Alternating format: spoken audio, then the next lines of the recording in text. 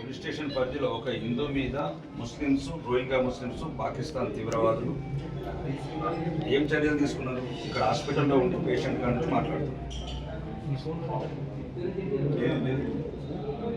పాకిస్తాన్ తీవ్రవాదులు రోహింగ్యా ముస్లిమ్స్ మోర్తాడ్లో స్థానిక ముస్లింలతో కలిసిపోయి ఒక హిందూ యువకుడిని పోలీస్ స్టేషన్లో, ఇప్పుడు నేను హాస్పిటల్లో ఉన్నాను.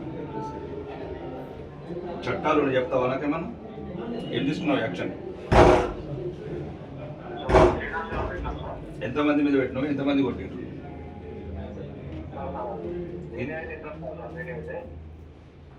మెయిన్ కాదే మొత్తము బుల్లెట్ గిట్లు ఎక్కించారు. ఇక్కడ చూస్తే మరి దారుణంగా ఉన్నది ఇక్కడ పరిస్థితి.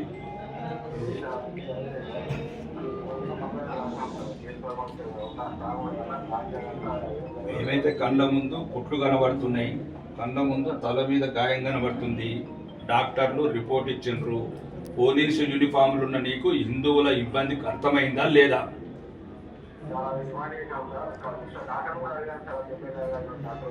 చెప్తా, డాక్టర్తోనే మాట్లాడుతున్నాయా? ఒక హిందూ ఎమ్మెల్యేగా మాట్లాడుతున్నా. హిందువుల తరఫున 40 మంది కొట్టి బుల్లెట్లు ఎక్కిస్తే నువ్వు ఇంకా 3-4 కేసు చేసి మిగతాలందరినీ ఏం లోపాయిగా రూపొందాలు? ఇలా మళ్ళీ కూడా ఎంతమందిని అరెస్ట్ చేస్తావు? రావాలా 10,000 మందిని తీసుకొని?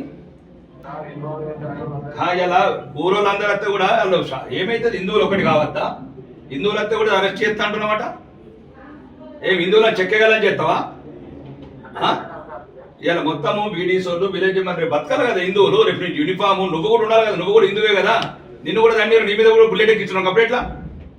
ఇప్పుడు ఇవ్వాలంటే మోర్తాడు ఇస్తాయి. రేపు ఆదిలాబాద్ పోతావు, ఆసిఫాబాద్ పోతావు, అప్పుడు బుల్లెట్ ఎక్కిస్తారు నీ మీద. ఎట్లా నీ మీద ఎక్కియరా? ఇవ్వాలంటే మోర్తాడు ఇస్తాయి, నీ మీద యూనిఫామ్ ఉంది. ఇక్కడ ఎక్కడిదక్కడ ఖండించకపోతే ఇక ఎక్కడ బతుకుతారండి హిందువులు? 80% ఉన్నప్పుడు ఈ సమస్యలు వస్తే ఉంటాయి. సమస్యలు ఏముంది? కొన్ని చిన్న చిన్నవి జరుగుతాయి సంఘటనలు. ఒకవేళ ఉన్నాను అనుకుందాం, ఇంటర్నల్గా మీకు ఇన్వెస్టిగేషన్ ఏమైనా దొరికింది అనుకుందాం. ఏమైంది? ఏం పీకేది ఏమైంది? చిన్న మనుషులు అన్నప్పుడు చిన్న చిన్న సంఘటనలు జరుగుతాయి. అంతమంది దారుణంగా 40 మంది ముస్లిమ్స్, ఒక హిందూ, ఒక ఉంటే పోలీస్ స్టేషన్లో కంప్లైంట్ ఇవ్వాలి. పోలీస్ స్టేషన్ కదా మీ మొత్తంలో వెళ్ళారా? ఇద్దరి మీద కంప్లైంట్ ఇవ్వాలి కదా ఎస్ఐ గారు. మీరు 307 పెడతారా, 302 పెడతారా, ఇంకేమైనా మన ఇండియాలో ఉన్న సెక్షన్లను పెడతారా అని మనం చట్టం ఉంది కదా ఇక్కడ. అంటే హిందువులను కొడుతూనే ఉంటారు. ఇక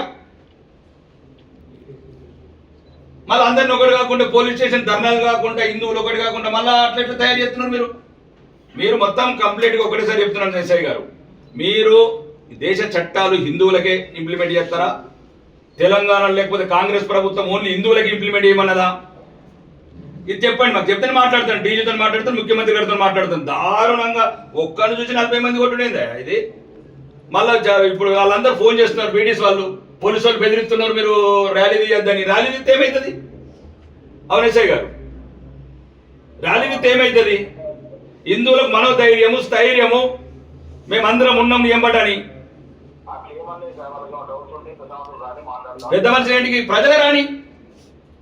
ఏమైతుంది? చంపుకుంటాం అంటే చంపుతుండే పడాలా, తండుతుండే పడాలా? మేము దండద్దా? మేము దండద్దా అంటున్నా. నేను దండాలి కదా. రికార్డింగ్ బాగా, నువ్వు రికార్డింగ్ పర్లేదు. ఇప్పుడు నేను సీపీతో కూడా మాట్లాడతా. మేము హిందువులం తండుతూనే పడాలా? మేము దండద్దా అంటున్నా. మేము దండద్దా? రికార్డింగ్ చేస్తున్నావు కదా, మాట్లాడు. ఇప్పుడు నువ్వు రికార్డింగ్ చేస్తున్నావు కదా, మాట్లాడే బాబు. నీతోనే కాదు, హోంమంత్రితో మాట్లాడతా, ముఖ్యమంత్రితో మాట్లాడతా. 40 మంది దారుణంగా ఇద్దరు బిడ్డల తండ్రిని, హిందూ అని ఒక్కరిని 40 మంది బుల్లెట్తో ఎక్కిస్తారా? మోర్తాడ్ పాత బస్తీ చేస్తున్నట్టున్నాడు మోర్తాడ్. మీరు ఒక్కటేనండి. జరిగిన సంఘటన తీవ్రంగా తీసుకోవాలి. మళ్ళీ ఉల్టా హిందువులను బెదిరించుడు, హిందువులను పోలీస్ స్టేషన్ ధర్నా చేయడం. ప్రజాస్వామ్యయుతంగా శాంతియుతంగా ధర్నా చేస్తారు. ధర్నా చేస్తుంది కూడా హక్కు లేదా హిందువులకు?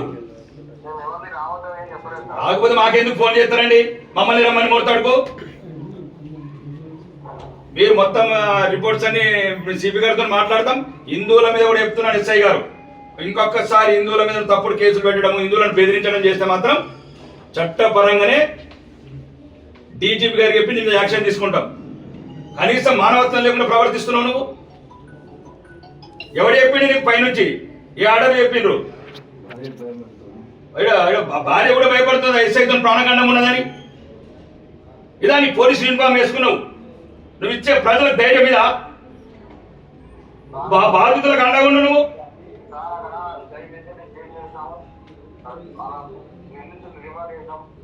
ఏ రిమాండ్ ఎంతమంది చేసినావు? 40 మంది అంటే 6 చేస్తావా? అడు గోశాల హిందువు ఇద్దరు బిడ్డలని ఆర్య సమాజం వేద పాఠశాలకు పంపించుకుంటున్నాడు.